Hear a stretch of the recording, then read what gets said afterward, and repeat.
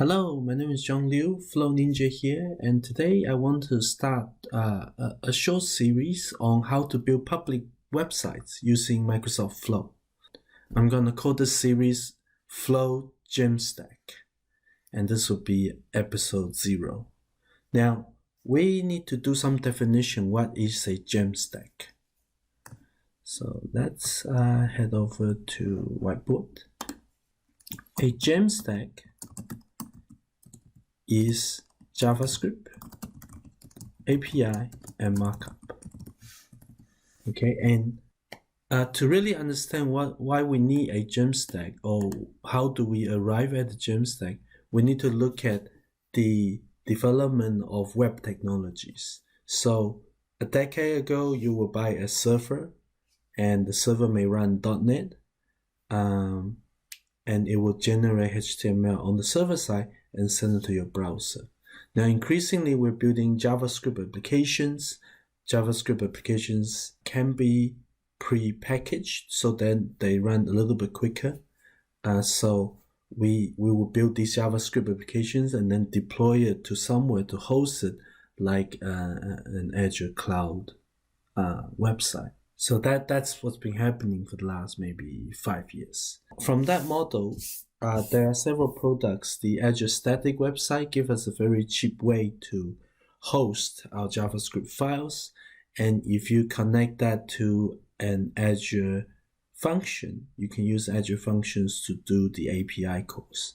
So in the last few years, as the serverless movement has pushed forward and you're not paying for servers or sitting around, you're just paying for consumption of your static website and your API calls, so your actual function calls.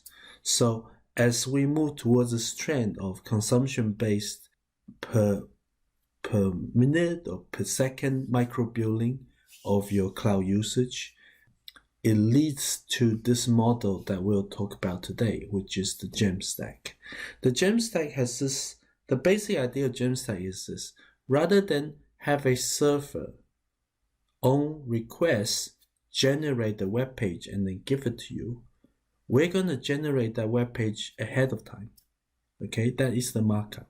We will generate raw HTML. Basically, your whole web page is ready to go, and we won't even serve it from a web server. We will put it into storage and then serve it out of CDN.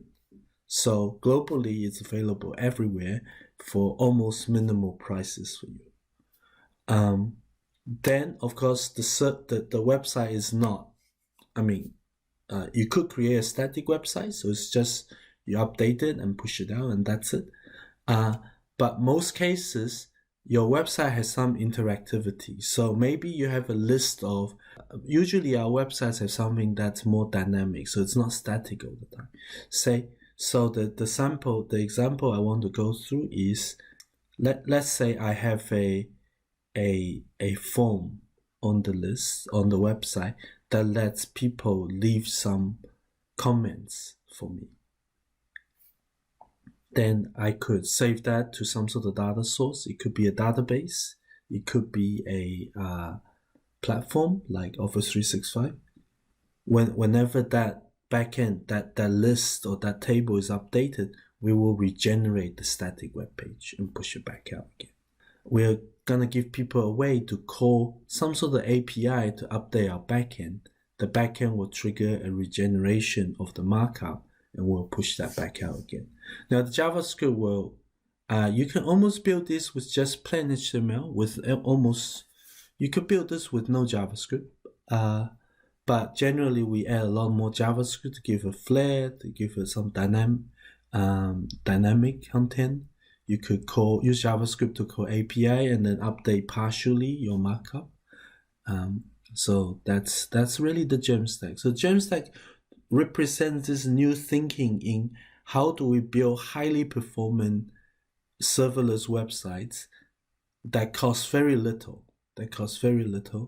And it gives you a lot of separation between how your APIs and how your markups, they are not connected. You don't have to say, oh, to run a website, I must use .NET. I must learn .NET because the .NET generates the HTML, and it also is the thing that runs the API. Your API could be whatever you want. It could be Azure Functions with a myriad of languages. It could be Microsoft Flow, as you will see in my presentation. Yeah. That's a lot of talking. Right, let's quickly go and do a dictionary lookup. What is the gem stack? So if I quickly search our gem stack, you'll see probably this link. Gem stack basically, yeah, you will see how it says it is pre-render files served out of CDN. You don't need to run web server. Okay, and this, I love this part. A site that's built using some of the CMS, WordPress, Squarespace is not a gem stack. A single page that is isomorphic rendering, so you build like a single page application with say React or JavaScript, and then even if you use server to render the HTML and send that through, that is still not considered gem stack. Gem stack is pre-render pages served out of CDN. It's very specific. And then finally, a monolith server that runs some sort of Ruby, Node, C# backend, that is not gem stack. Why do we want to do gem stack? Build it out of CDN. Higher security because the static output is just served out of a static file, so people have no way to modify it. And then your APIs can be secured, right? So the only way people could touch your backend is through your APIs, so you can secure them. So you could say you must be authenticated before you can call this API. So you can read the read-only part, but unless you're authenticated, you cannot update, send anything back through the APIs. It is far cheaper. It scales so much better globally. We're talking about really cheap monthly costs, and better developer experience. You lose coupling. You don't have to control.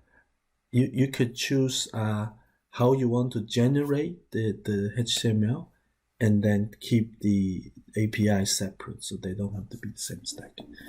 Anyway, enough talking. Let me get over to do some coding.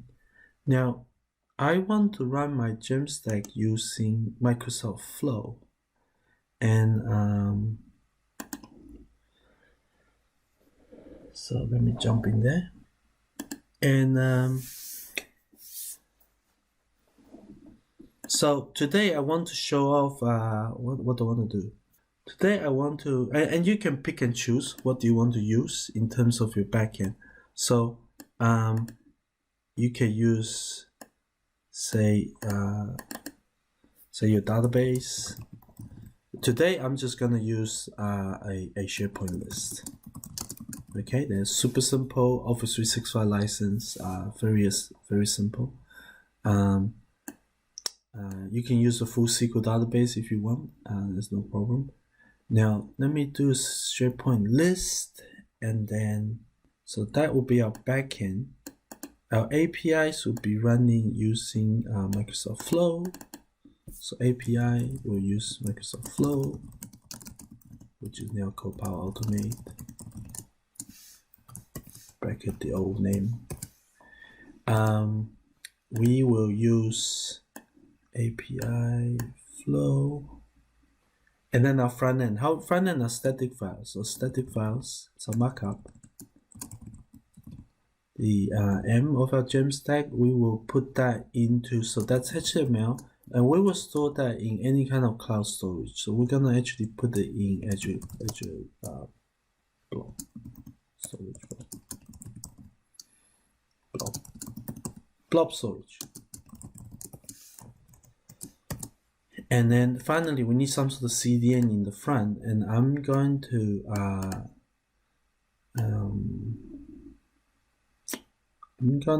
I'm gonna actually just put CDN. So I'm gonna actually put CDN, and this one I will use Cloudflare. Okay, so that's quite a lot of stuff. I hope we could. Oh, that's quite a lot of stuff. I hope we could cover all of them today. So let me put that over here. Line that up. Oh, that looks nice and pretty. Now the API, I do also recommend using Azure Functions as well, and especially because Azure Functions has a live proxy. So proxy. So we might not get to that in episode 0. We'll probably get to it in episode 1 to use Azure Function proxy. So let's just, all right. Always good to have somewhere to run some code as well. Now, we are going to use Microsoft Flow for API. That means a lot of HTTP calls, HTTP requests, HTTP response. So to do that in Microsoft Flow, you do need the premium level. So the standard level, that's all the Office 365 Microsoft Flow license will not get you enough. We do need to have access to several actions that are in the premium pricing tier. Now, premium pricing tier for a single user is $15 US a month. So you should just go and get that. Think of it as a static cost of running as few as one function or as many as 1,000 functions as you like. So we're gonna do that, and it will save you so much time. Seriously, $15 a month is nothing compared to the hours of developer time you're about to save. This video, if I was writing code, I would not be able to do it in this time. We're using Flow to do a massive amount of shortcuts. Now, let me get started. So I want a SharePoint list through Flow, save that into an Azure Blob storage, and serve that out of Cloudflare. All in one little introductory video. Let's go. Okay, so first, let's go to our backend. I am going to create a list in the back, and this could be your database. I just happen to, this could be any kind of a system that you have that has some sort of API. So we're gonna create a list, and it's gonna be guest book, I guess. Yeah, guest book.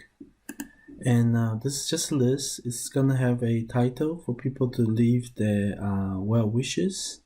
Let's have title for people's name, and then we'll have another column for messages. So multiple lines of text. Yeah, so we're just gonna say a message. Okay, so there's names and messages, and let's add a bunch of sample data. So let's have, say, John Liu is saying hello world, and I hope you would enjoy this series. Remember to like and subscribe to my YouTube channel. Okay, we need to make that a little bit bigger. Awesome. Now exit that, quick edit. So basically created the list. It's got a couple columns, and it's got a bit of messages. So we've saved that, and that's called guest book. Okay, now we're gonna have to then next pop over to Azure.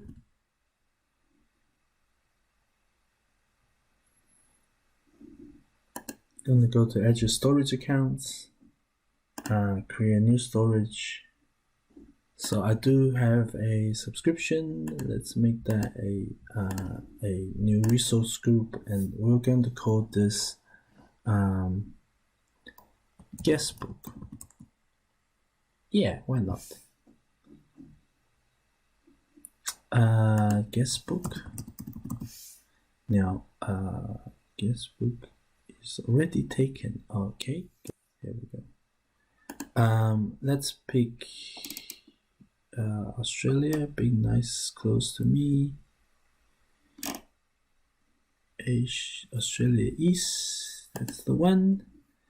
It'll be standard because we want to go as cheap as possible. Storage doesn't have to be geo redundant, just locally redundant. So going absolute cheapest. Okay, so save that.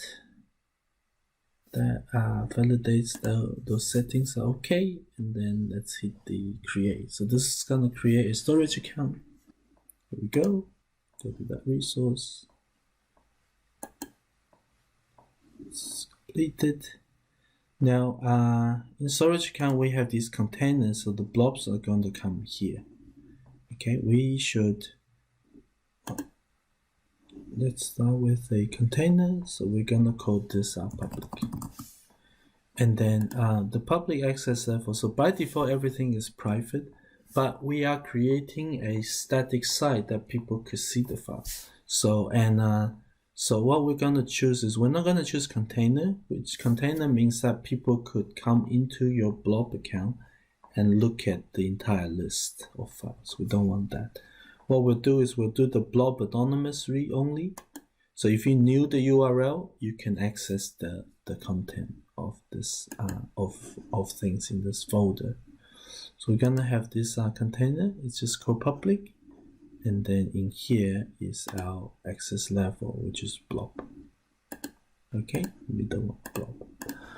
Now, so that's that bit. All right, we create a flow.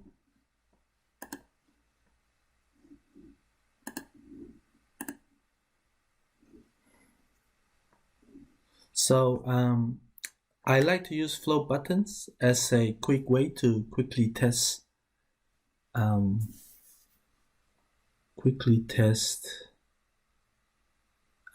flows. In general, flows are most likely triggered on a schedule. So you could say every day regenerate my files, or you could have a trigger on the update of that resource. So we're gonna do just trigger first. And this is gonna be called update public site, and we will take and this is where flow, because of its many connectors, makes things super simple. You can use SharePoint here. You can also use SQL Server if you want. So there's SQL Server. You can use Data Lake. There's PostgreSQL, MySQL. There's also Amazon. Amazon Redshift. And if you don't have the databases you want, you can build custom connection for it, or you could just use HTTP. And so anything that has a HTTP endpoint, you can call that as well. So you're not restricted to databases that you have here. So let's go with SharePoint, which is my data source for the day. I'm going to do get items in a list. My SharePoint site, I have a lot of them, that one.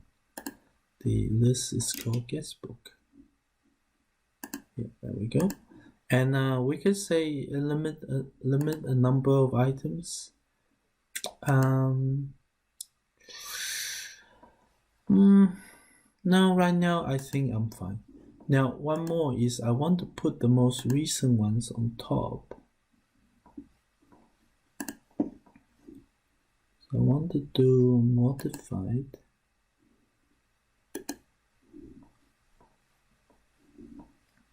And they're all pretty much at the same time, but I would like to see modified on top. So if I do newer to older, then we want the modify ascending. Is ascending is false, right? Modify descending. So we want order by modify descending, and we can quickly test this. Quickly test. First time you run the flow, it checks and make sure it has an active connection with this case within this within the connector framework to talk to SharePoint for you.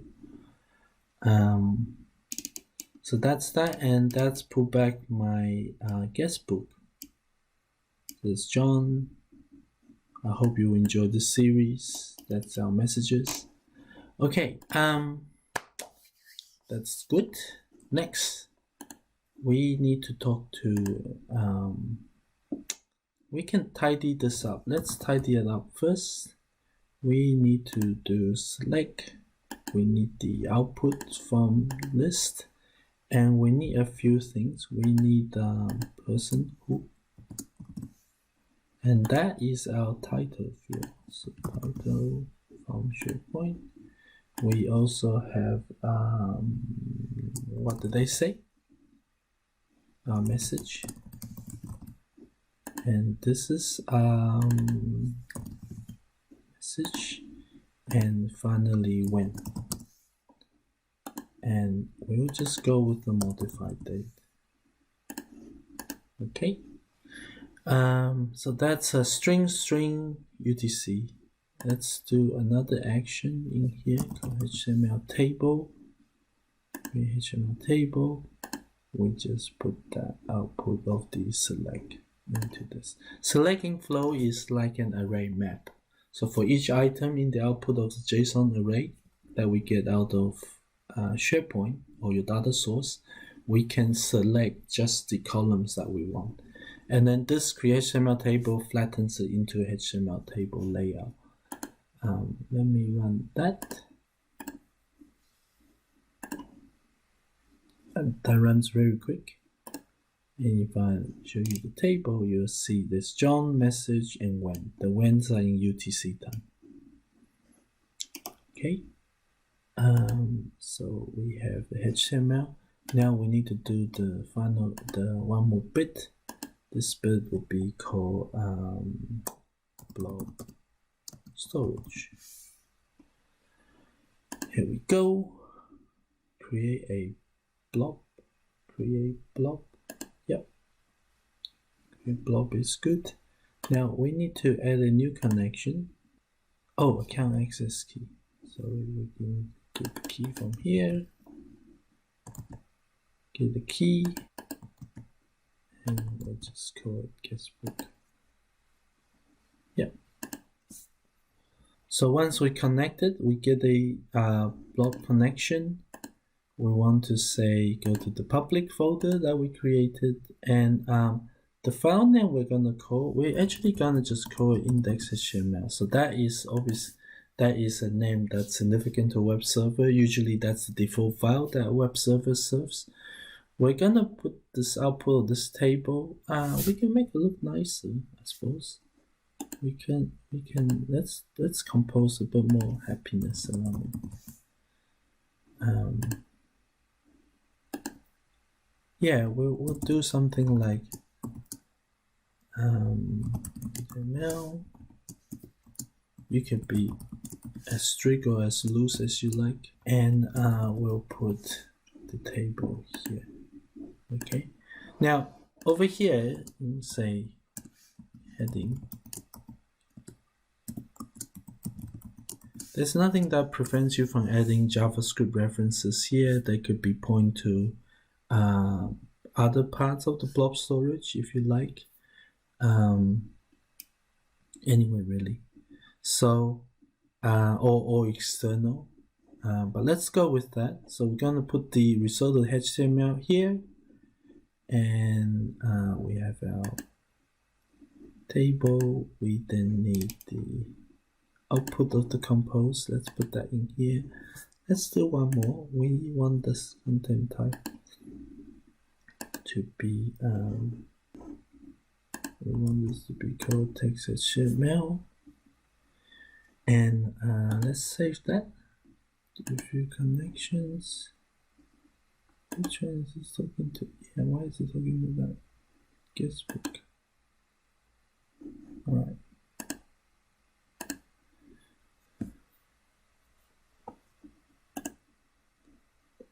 So run that, and then it's created the file text.html inside this index file. So if we pop back container,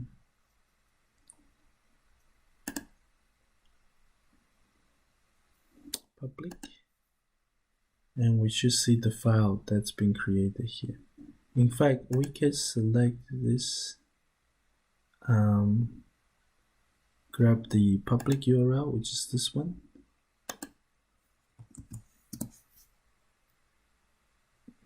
And we can already see now it's not very pretty. This we should probably make some nice colors for it.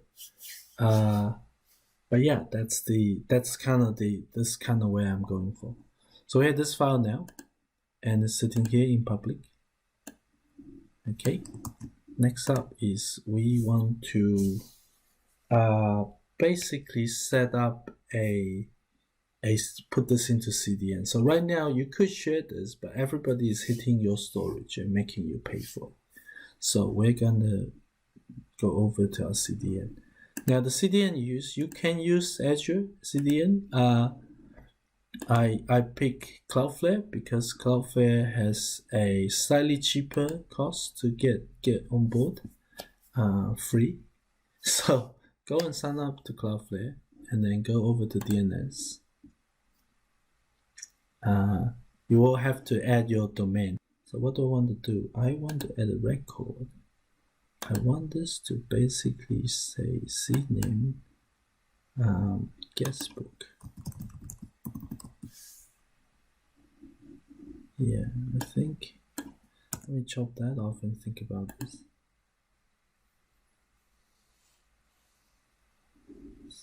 So let's add a guestbook. And we should be able to test. So if I do guestbook.johnliu.net/public, not sure if we need the index. Let's try it. Oh, no information. So index HTML guestbook custom domain guestbook.johnliu.net is indirect. Save. So for that to work, we actually have to tell a not to proxy.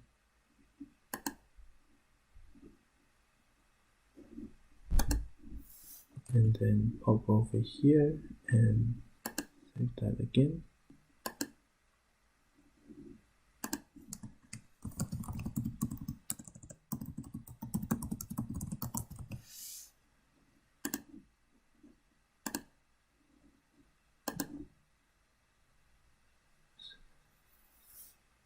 Okay, so that's updated that storage account.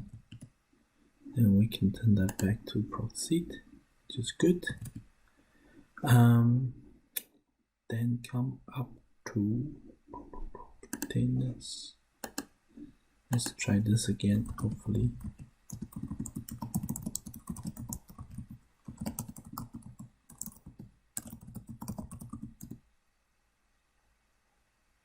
Oh, doesn't support HTTP. Sorry.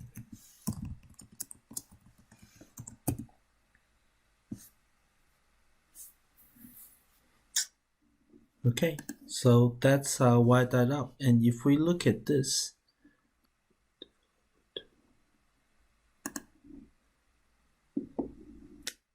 so if we hit this again, you'll see, okay, there's no favorite icon. But you see that this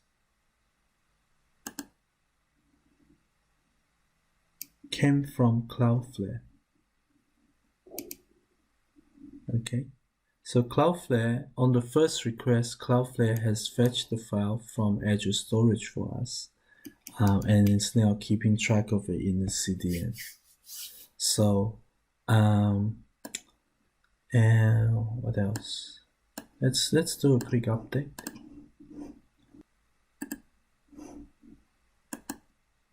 Oh, let's do a few more tweaks. First, let's change this trigger. We don't want that to be menu.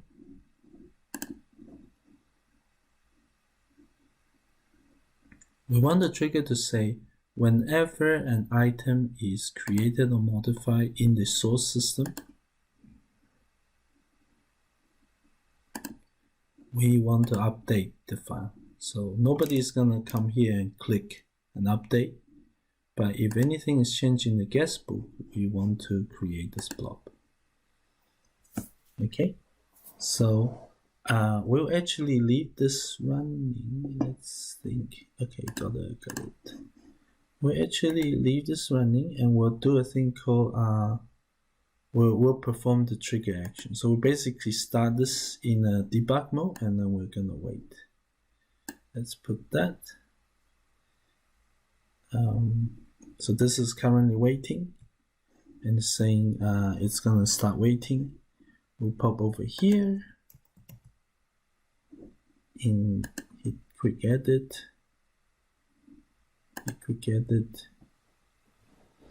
and we're gonna add a new one. And this one will be John Liu again.